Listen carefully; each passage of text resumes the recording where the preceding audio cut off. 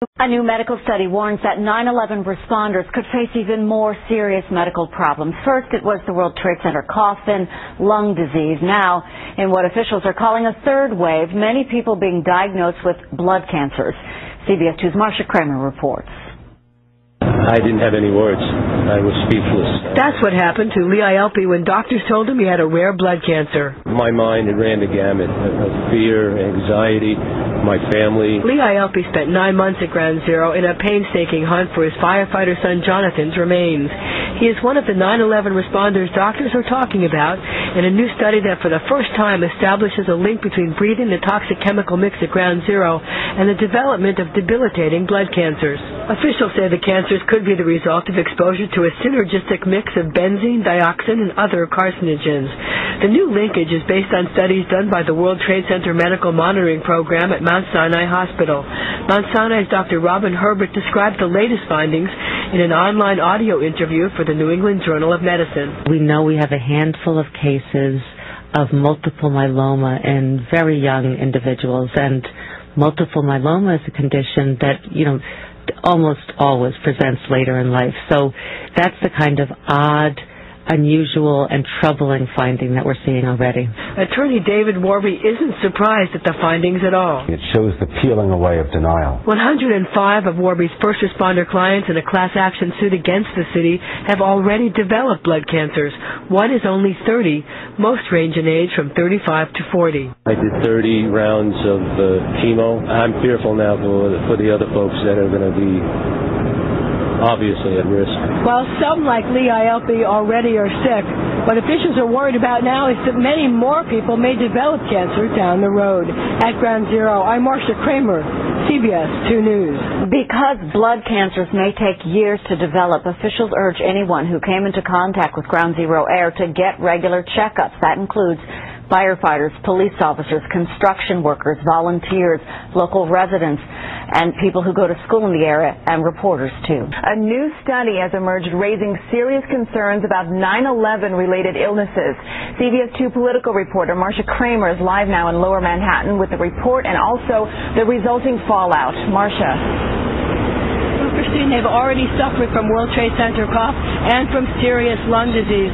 Now doctors are worried that 9/11 responders could end up suffering from serious blood cancers from breathing the toxic air at Ground Zero.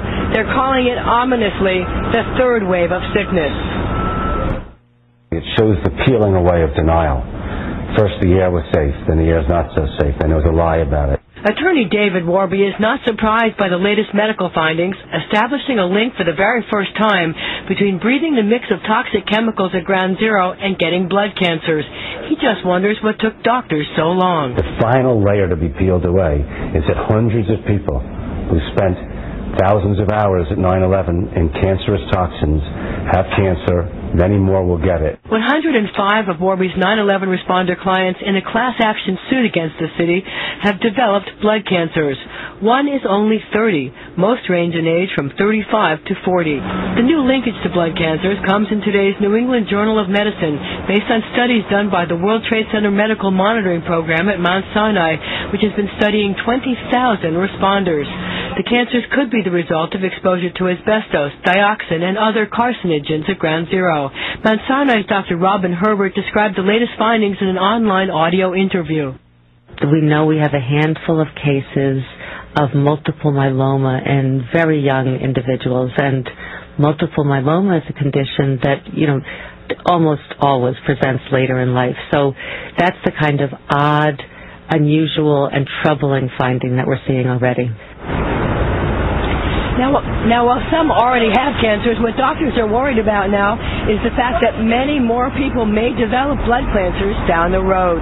Reporting live at Ground Zero, I'm Marcia Kramer, CBS 2 News. Other news now. We've heard the tragic stories. We've learned of victims' lawsuits. But tonight, for the first time, the city has officially linked toxic dust from the 9/11 attacks to a person's death. This is not a Ground Zero rescue worker who spent weeks at the site, but a woman caught in the dust cloud as the towers fell. CBS 2's Lou Young, live in Lower Manhattan tonight with more on this death. Lou? Yeah, Jim, it's already been established that first responders who spent weeks down here after the attacks got sick. Many of them did, and some died. But now Dr. Charles Hershey's chief medical examiner for the city of New York says a woman who was just here on 9/11 died from what she breathed in. She, like many of us that day, she was simply running for her life, a race she ultimately lost. Joe Jones wears his wife's wedding ring on a chain around his neck and carries a photo in his wallet from when she graduated law school. He tries to forget the day she was fatally poisoned by the Trade Center's dust. The cause of death official as of tonight. What will it mean to go down to that memorial and see her name on the memorial among the victims? Well, it'll be an honor, and we felt she always deserved to be on the list. So, but it's almost, you're almost without words, The medical examiner officially added the name Felicia Dunn-Jones to the list of 9/11 victims, a change of opinion driven, he says, by accumulated scientific evidence. The 42-year-old attorney died 5 months after running for her life. Her experience that day is not unusual. She finally made her way home about 9 o'clock that evening.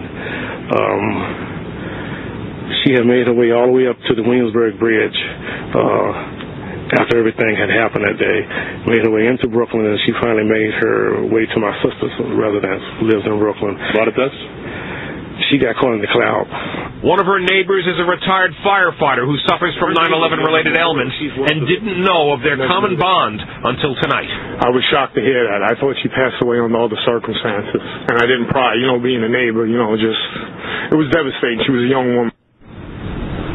The 9/11 link for Felicia's death is a link to a specific type of pulmonary inflammation, which is linked to the dust, the Trade Center dust. The record now says officially that she was a 9/11 victim, a victim of the terrorist attack, bringing the death toll to 2,750. We're live at Ground Zero, Lou Young, CBS 2 News. For the first time, the city is officially linking a woman's death to the toxic dust of 9/11. What does this mean for other victims? As CBS 2's Dave Carlin reports, her case could be a lightning rod to get a new flow of funding. Her name and profile are on Staten Island's 9/11 Victims Memorial. Now Felicia Dunn-Jones is also in the history books. Her death at age 42 is the first to be officially and directly linked by the city to the toxic dust from the World Trade Center. Very, very energetic, very caring. Her husband, Joseph, brought flowers today and said Felicia, who was a civil rights attorney, would be proud. It is for a bigger cause, that she was maybe the start of it, that her case maybe sets the precedent for this cause. Felicia was caught in a huge cloud of dust on 9/11. She died of lung disease in 2002, but it wasn't until now the medical examiner reclassified Felicia's death from natural causes to homicide. Congresswoman Carolyn Maloney and other lawmakers are calling on Congress to reopen and expand the Federal Victims Compensation Fund and have the medical examiner take another look at scores of cases. Reopen the Victims Compensation Fund and have Congress take the leadership role to step up to the plate and reopen it. They need to compensate these people. They need to protect these people. They need to give them health care coverage forever. The city's spending a lot of money, and we work very hard lobbying in Albany to get funds to treat those who work down at the site and may have serious, maybe fatal medical consequences from it. There are people who are fighting to get well, and at the same time they're fighting bureaucracies. Joseph Jones says he hopes people who are sick get the help they need soon so their names don't wind up on these blank spaces on the memorial. And hopefully this will enhance their chances of getting relief. Dave Carlin, CBS 2 News. The deadline for the Victims Compensation Fund has passed, but lawmakers want to reopen it to more people. Representative Maloney and other lawmakers will hold a news conference at the World Trade Center site tomorrow morning at 11:30.